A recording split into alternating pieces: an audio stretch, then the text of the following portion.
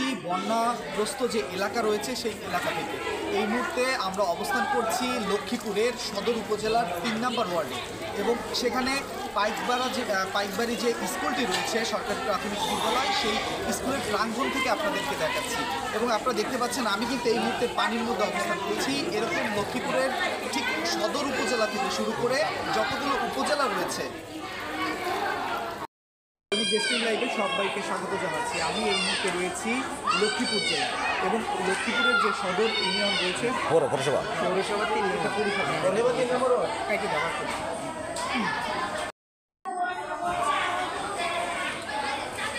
লাইভে সবাইকে স্বাগত জানাচ্ছি। আমি এই মুহূর্তে রয়েছি বন্যা প্রভাবিত যে অনেকগুলো এলাকা রয়েছে, তার মধ্যে একটি কিন্তু লক্ষ্মীপুর জেলা। আর সেই লক্ষ্মীপুর জেলার ঠিক পৌরসভার ৩ নম্বর ওয়ার্ডের মধ্যে কিন্তু আমি অবস্থান করছি এবং আপনারা দেখতে পাচ্ছেন আমি যে জায়গাটিতে অবস্থান করছি এখানে কিন্তু পানিতে কিন্তু ফুলফিল করছে। তবে ঠিক ফেনীর মতো অবস্থা কিন্তু এখানে হয়নি, তবে ফেনীর কাছাকাছি হওয়ার কারণে কিন্তু এখানে বেশ পানি কিন্তু রয়েছে এবং পানিবন্দী অনেক মানুষ কিন্তু এই যে আমার পিছনে যে সাথে যে স্কুলটি রয়েছে এই স্কুলে কিন্তু অনেক প্রায় আমি খবর নিয়ে দেখেছি 30টি পরিবারের মতো যারা রয়েছেন তারা কিন্তু এখানে আশ্রয় নিয়েছেন। এবং আমি এখানে এসে যতটুকু খবর নিয়েছি তার মধ্যে এখানে যারা ছাত্ররা রয়েছেন তারা তাদের নিজ উদ্যোগে কিন্তু বিভিন্ন জায়গা থেকে অর্থ সংগ্রহ করে সেগুলো থেকে তাদেরকে ত্রাণ বিতরণ করছে, এমন কার্যক্রম কিন্তু চলছে এই জায়গাটিতে।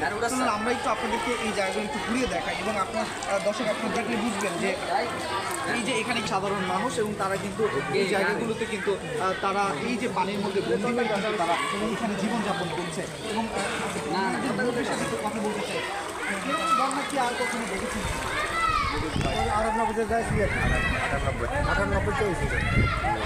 98 হয়েছিল আর 72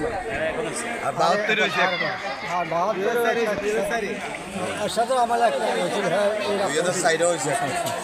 এর সাথে আমাদের আছে একটা সবার আপনারা একটা হচ্ছে সেটা আমরা এইভাবে কষ্ট হয়েছি। কোনো প্রশাসন থেকে কোনো ত্রাণ বা সহযোগিতা পাচ্ছেন?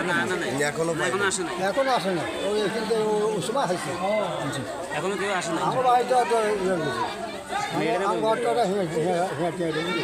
দৈনিক দেশটির সাথে যুক্ত হওয়ার জন্য আপনাকে ধন্যবাদ। দর্শক আমরা যেমনটি দেখছিলাম আপনারা তারা কিন্তু পানিবন্দী হয়ে রয়েছে এবং এখানে যে বেশ কিছু স্কুলের যে প্রাঙ্গণ রয়েছে এখানে কিন্তু আমরা দেখছি যে অসংখ্য পরিমাণে মানুষ তারা আশ্রয় নিচ্ছে, এমন চিত্র কিন্তু আমরা এই জায়গাটিতে দেখতে পাচ্ছি।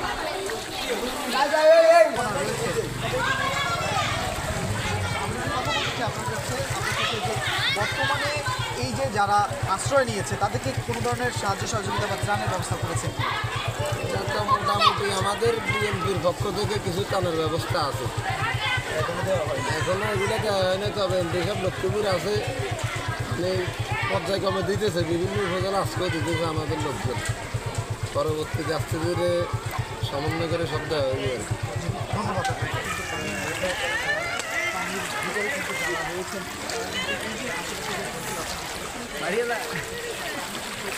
সামনের দিকে আরো বেশি আছে,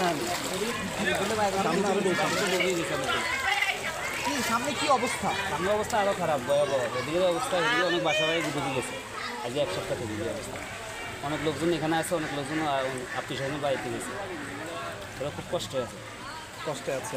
প্রশাসন থেকে বা কোনো ইয়ে থেকে কোনো অনুদান আসে না। এখন বিএমপি থেকে এরা একটা প্রস্তুতি নিয়েছে, এরা এখানে একটা ইয়ে করবে। জি ধন্যবাদ আপনাকে দৈনিক দেশটির সাথে যুক্ত হওয়ার জন্য। দর্শক আপনারা দেখছিলেন যে এখানে বেশ মানুষ যারা এই পানির মধ্যে কিন্তু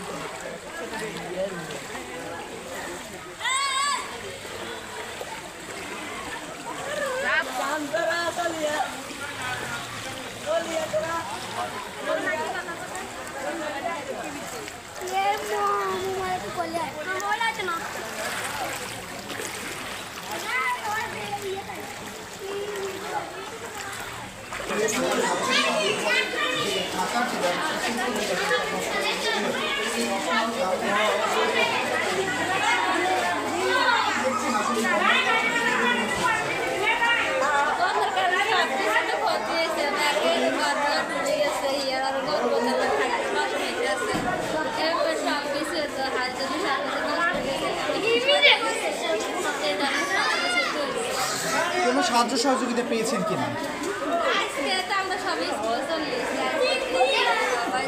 আরও আছে, ওগুলো আসবে। ধন্যবাদ আপনাকে। দর্শক আমরা যেমনটি এখানে দেখছিলাম যে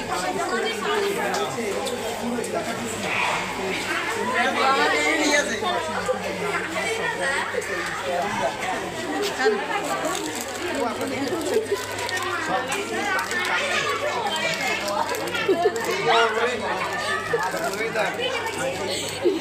দিয়েছে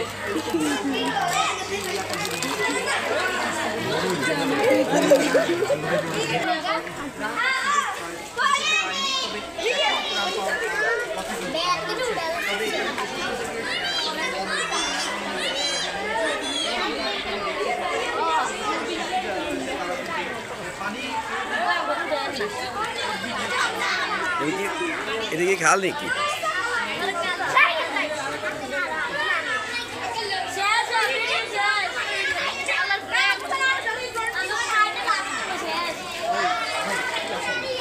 ওনারা কিন্তু দেখতে পাচ্ছেন যে আমার হাঁটু সমান কিন্তু পানি রয়েছে এবং এই পানির মধ্যেই কিন্তু সকলে এখন বসবাস করছে। আর আপনাদের যেটি সর্বশেষ বলতে চাই যে ফেনীতে যে ভয়াবহ যে বন্যা চলছে, ঠিক ফেনীর কাছেই কিন্তু নোয়াখালী লক্ষ্মীপুর, এবং এই লক্ষ্মীপুরের যারা বাসিন্দারা রয়েছে তারাও কিন্তু বেশ উদ্বিগ্ন, কারণ ফেনীতে এখন যে পরিমাণ বন্যা চলছে সেটি কিন্তু আসলে সেই পানির ঢল এদিকেও আসার সম্ভাবনা থাকার কারণে তারা কিন্তু খুব উদ্বিগ্ন যে, এবং তারা বলছে যে এই বর্তমানে যে পরিস্থিতি এই জন্য কিন্তু সরকার এবং সর্বত্র যারা রয়েছেন সাধারণ মানুষ সকলের কিন্তু সহযোগিতা তারা কামনা করছেন। তো দর্শক, এতক্ষণ আপনাদের মাঝে তুলে ধরছিলাম লক্ষ্মীপুরের এই বন্যা পরিস্থিতি। আপনাদের সাথে ছিলাম আমি মোহাম্মদ রাহিম হোসেন। আপনারা দেখছেন